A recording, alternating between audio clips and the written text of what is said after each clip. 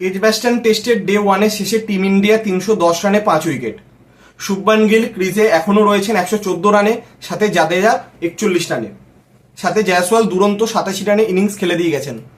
তো second test match team ইন্ডিয়ার কাছে খুবই গুরুত্বপূর্ণ, কারণ টিম ইন্ডিয়া প্রথম টেস্ট ম্যাচ হেরে গেছে 5 জন সেঞ্চুরি করার পরও। তো সেই জায়গাতে টিম ইন্ডিয়ার কাছে এই test match must win game. যদিও এই মাস্ট উইন গেমে জসপ্রীত বুমরা খেলছেন না, জানা কথা ছিল যে তিনি সেকেন্ড টেস্ট ম্যাচটি খেলবেন না, যেহেতু তিনি 3টি টেস্ট ম্যাচ খেলবেন এই সিরিজে। তো টিম ইন্ডিয়া কার্যত তাদের ব্যাটিং কোল্যাপস যেটা লাস্ট ম্যাচে হয়েছিল সেটা তো অনেকটা আতঙ্কে ছিল, তার জন্যই এরকম ফার্স্ট ইলেভেন অ্যানাউন্স করা হয়েছে, যেখানে 3টি চেঞ্জ হয়েছে। সাই সুদর্শন বাইরে গেছেন, শার্দুল বাইরে গেছেন, বুমরা বাইরে গেছেন, তার জায়গায় এসেছেন আকাশদীপ, নীতিশ এবং ওয়াশিংটন সুন্দর, যাতে 8 নম্বরে ওয়াশিংটন খেলেন। পিচে কতটা বল স্পিন হবে না হবে সেটা নিয়ে এখনো ধোঁয়াশা রয়েছে, প্রথম দুদিনে বল কতটা স্পিন করবে। সেখানে টিম ইন্ডিয়া 2টো স্পিনার নিয়েছে। কুলদীপ যাদব অবশ্য উইকেট টেকার ছিল, কিন্তু তার থেকে সে ব্যাটিং এর ফেসিলিটিটা পাওয়া যেত না।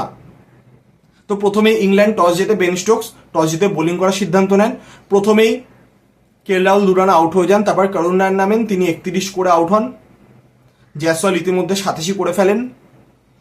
তো সেকেন্ড সেশনে জয়সওয়াল স্ট্রাইক অনেক কম পাচ্ছিলেন, শুভমানের কাছে স্ট্রাইক বেশি ছিল, তো তিনি নিজের সেঞ্চুরি করার জন্য একটু হুড়োহুড়ি করেছিলেন। তিনি 87 রানের মাথায় বেন স্টোকসের বলে আউট হয়ে যান। ঋষভ পান্ত তিনি কিছু করতে পারেনি, তিনি 25 রানে আউট হয়ে যান। নীতিশ 1 রানে আউট হন এবং দিন শেষে 85 ওভার শেষে 310 রানে 5 উইকেট টিম ইন্ডিয়া। ক্রিজে শুভমান গিল 114 রানে নট আউট এবং জাডেজা 41 রানে নট আউট। তো আজকে ডে 2 টিম ইন্ডিয়ার একটাই লক্ষ্য হবে 500 550, মিনিমাম 500 অব্দি যেতে হবে, এবং সেটা যেতে গেলে শুভমান গিলকে লম্বা ইনিংস খেলতে হবে।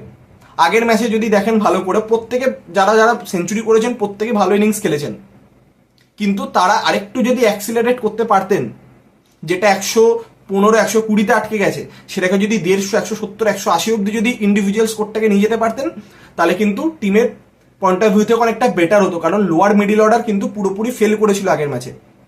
তো সেই দিক বিচার করে শুভমান দুরন্ত ইনিংস কালকে খেলেছেন, এবং তার একটাই লক্ষ্য হবে যে আজকেও অ্যাজ লং অ্যাজ পসিবল তিনি যাতে ক্রিজে থাকেন, যাতে তিনি রানটাকে এগিয়ে নিয়ে যেতে পারেন। সাথে জাডেজা রয়েছেন, যার ইংল্যান্ডের মাঠে ব্যাটিং অ্যাভারেজ খুব ভালো, বোলিং নিয়ে আমরা আজকে আলোচনা করছি না।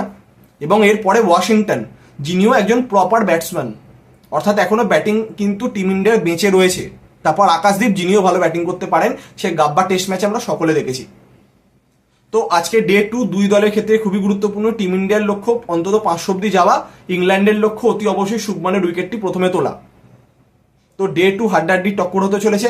তো ডে 2 শেষে অবশ্যই দেখা হবে নতুন ভিডিওর মাধ্যমে। তো এখনকার মতো এতটাই।